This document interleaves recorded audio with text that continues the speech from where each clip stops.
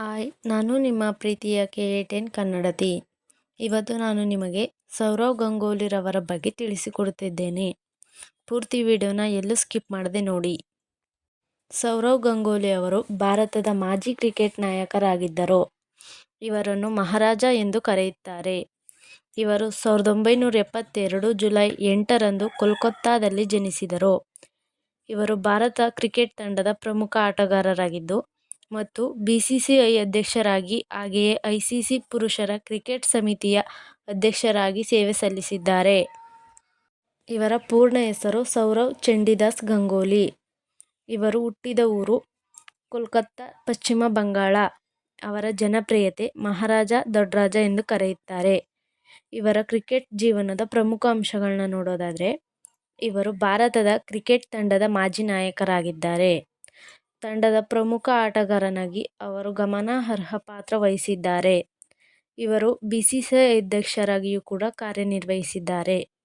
ಇತ್ತೀಚೆಗೆ 2025ರ ಏಪ್ರಿಲ್ನಲ್ಲಿ ಇವರು ICC ಪುರುಷರ ಕ್ರಿಕೆಟ್ ಸಮಿತಿ ಅಧ್ಯಕ್ಷರಾಗಿ ಮರು ನೇಮಕಗೊಂಡಿದ್ದಾರೆ. ಇದರ ಮಾಹಿತಿ. ಇವರ ತಂದೆ ಚಂಡೀದಾಸ್ ಗಂಗೂಲಿ ನಗರದ ಶ್ರೀಮಂತ ಉದ್ಯಮಿಗಳಲ್ಲಿ ಒಬ್ಬರಾಗಿದ್ದರು.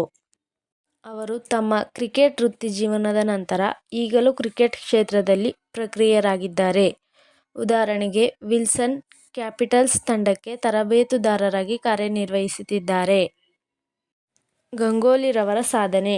ಟೀಮ್ ಇಂಡಿಯಾವನ್ನು ವಿಶ್ವ ಕ್ರಿಕೆಟ್ನಲ್ಲಿ ಗುರುತಿಸಿಕೊಳ್ಳುವಂತೆ ಮಾಡಿದವರಲ್ಲಿ ಗಂಗೂಲಿ ಅವರಿಗೆ ಆದ್ಯತೆ. ಇವರು 2000 ಇಸ್ವಿಯಲ್ಲಿ ಮ್ಯಾಚ್ ಫಿಕ್ಸಿಂಗ್ನಿಂದ ಬಿಕ್ಕಟ್ಟಿನ ಪರಿಸ್ಥಿತಿಯನ್ನು ಅನುಭವಿಸುತ್ತಿದ್ದ ಟೀಮ್ ಇಂಡಿಯಾವನ್ನು ಮೇಲೆತ್ತಿದ ಕೀರ್ತಿ ಇವರಿಗೆ ಸಲ್ಲುತ್ತದೆ. ಇದೇ ವೇಳೆಯಲ್ಲಿ ಗಂಗೂಲಿ ಅವರನ್ನು ಟೀಮ್ ಇಂಡಿಯಾ ನಾಯಕರನ್ನಾಗಿ ನೇಮಿಸಲಾಯಿತು. ಸೌರವ್ ಗಂಗೂಲಿ ಬಲಿಷ್ಠ ತಂಡವನ್ನು ಕಟ್ಟಿದ್ರು. ಇದೇ ವೇಳೆಗೆ ವೀರೇಂದ್ರ ಸೆಹ್ವಾಗ್, ಯುವರಾಜ್ ಸಿಂಗ್, ಹರ್ಭಜನ್ ಸಿಂಗ್ ಮತ್ತು ಜಹೀರ್ ಖಾನ್ನಂತಹ ಹೊಸ ಆಟಗಾರರು ಬೆಳಕಿಗೆ ಬಂದರು.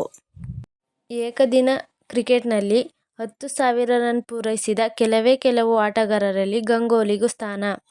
ಇವರ ನಾಯಕತ್ವದಲ್ಲಿ ಟೀಮ್ ಇಂಡಿಯಾ ವಿದೇಶಿ ನೆಲದಲ್ಲಿ ಅನೇಕ ಪ್ರಮುಖ ಜಯ ದಾಖಲಿಸಿತು. ನೀವು ನನ್ನ ವಿಡಿಯೋಸ್ ನೋಡಿದ್ದಕ್ಕೆ ಧನ್ಯವಾದಗಳು. ಹೆಚ್ಚಿನ ವಿಡಿಯೋಸ್ಗಾಗಿ ನಮ್ಮ ಚಾನಲ್ KA10 ಕನ್ನಡತಿನ ಸಬ್ಸ್ಕ್ರೈಬ್ ಮಾಡಿ, ಲೈಕ್ ಮಾಡಿ, ಶೇರ್ ಮಾಡಿ. Thank you for watching. ಮತ್ತೆ ಮುಂದಿನ ವಿಡಿಯೋದಲ್ಲಿ ಸಿಗೋಣ. ಅಲ್ಲಿವರೆಗೂ ಬಾಯ್ ಬಾಯ್, ಟೇಕ್ ಕೇರ್.